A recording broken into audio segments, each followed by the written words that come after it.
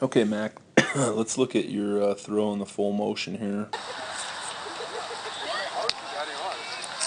One of the things, despite all the stuff you're going through right now with your throw, is, like I've said on some of the other ones, you still got a real good rhythm to it, a real good tempo to it. There's a lot there to build off of and work on. I think, like everybody else, we're going to kind of have to go down to, positions a little bit and just feeling something different when you come through here. I think the way you set this up in the back here, I'd still like to see a couple things here.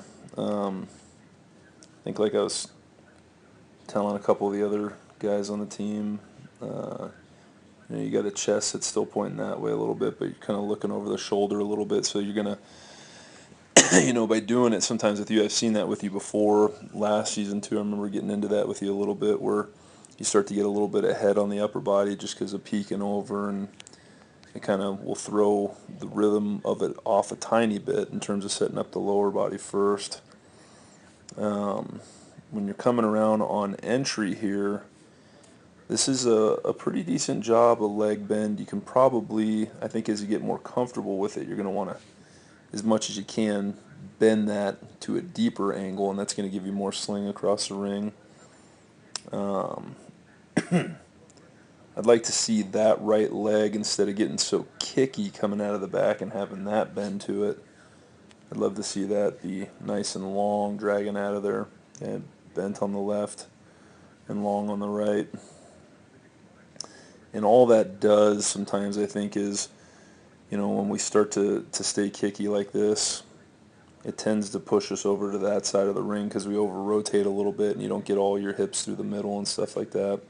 So we'll see how you end up with that here. But you straighten it out nicely towards the corner here. Okay, you get it back straightened out. You're in pretty decent position here, a little bit tall, just because we don't have quite the bend you want in your left leg.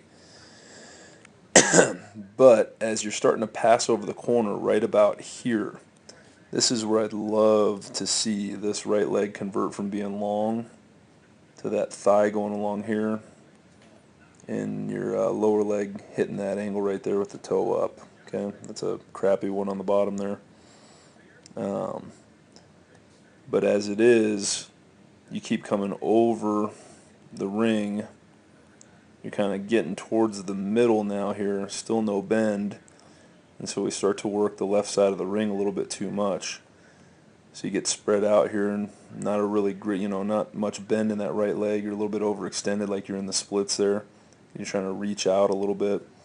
You get a good punch off the left leg, but if you look now, the amount of space in between your feet here, that's going to be really hard to close the distance on and get your left leg down at the front.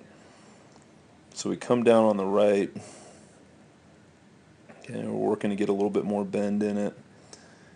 And surprisingly, with some of that stuff, with trying to work that position there a little bit, we're still in pretty good shape right here. You've got the disc back, you got a left arm that's down here, that's pretty good. But how much time is it going to take you to get that left leg down? Because now when I look at your upper body, it's wanting to throw. You're about getting ready to engage the throw, right? Your chest is back here. Again, your head's kind of starting to pull itself into the throw here. And we're just now starting to get a left leg down. So the timing in the middle to the front gets a little bit off in that way. Okay? And what it ends up doing, because you're wanting to pull the trigger here, but you're not quite down in your feet yet, is now as you come around on the throw, everything's coming through together at the same time. So this right hip is just getting into the direction of the throw as the disc is coming with it.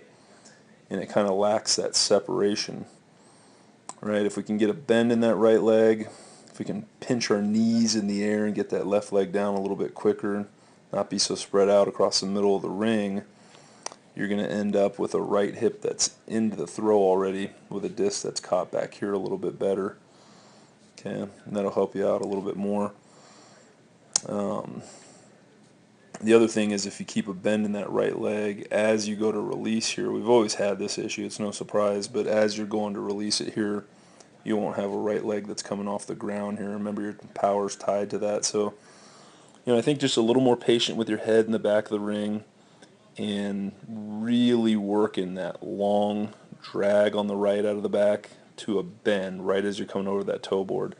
And it's just going to take practice, practice, practice getting it. Okay.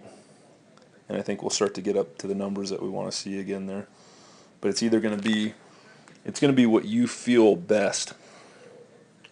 Whether it helps you to lay off the throw a little bit longer, okay, and resist kind of the urge to start pulling on the disc so early, or getting that left foot off the back of the ring and to the toe board a little bit quicker. Okay, whatever connects with you the best is going to give you a little bit better of a ability to get in positions there. Those two things with a loaded right leg are going to be very powerful for you. Okay.